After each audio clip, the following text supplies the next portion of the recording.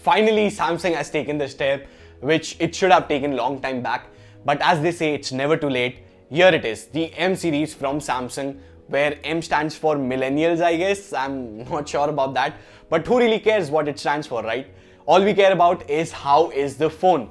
So hey guys, this is Saurabh Nahar from All About Technologies, and here are my initial impressions of the M20, which is one of the phones from the M series. So I'll talk about this phone because I have been using this phone for more than 48 hours. So without wasting any further time, let's begin. Let's start off with the unboxing. The price quoted here is 13,390, but you can get it for 12,999, and as always the link will be there in the description box.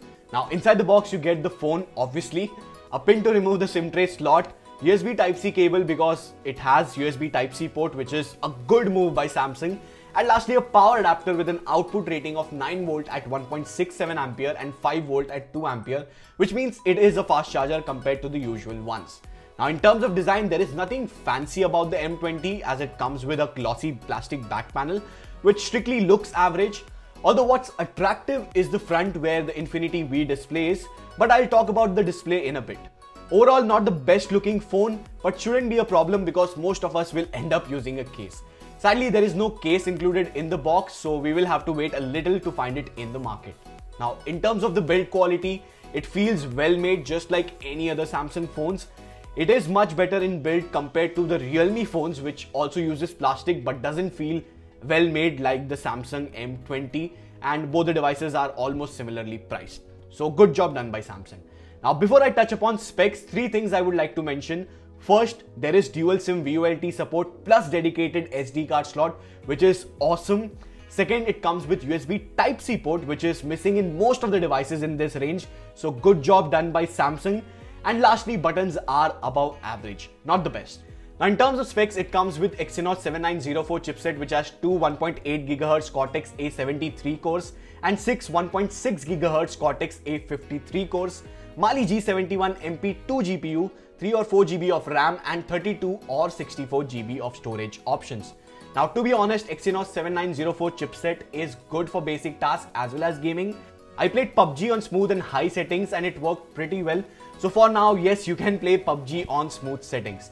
Now to know more, stay tuned for my dedicated gaming review which will come up today. I'm using the phone for 2 days and in normal usage, it is fast and responsive. I also kept 6 to 7 applications in the memory, including PUBG and some social media applications, and it had them in memory for a good amount of time. So normal usage and multitasking shouldn't be a problem on this device. Now the display here is a 6.3-inch 1080p water drop notch display with very small bezels, which looks really nice. It has got nice viewing angles and outdoor visibility too, so once again Samsung has done a good job with the display. Now it also comes with Asahi Dragon Trail Glass Pro, which will protect the display from getting scratches, so that's again a good thing. Now I'm really surprised with what Samsung did here because Xiaomi and Asus, who are big players in this segment, even they don't offer this water drop notch, so getting it from Samsung is a big thing for 13,000 rupees. Now another thing that is big here is the battery. It comes with 5000 mAh battery, and as expected the battery life is just amazing.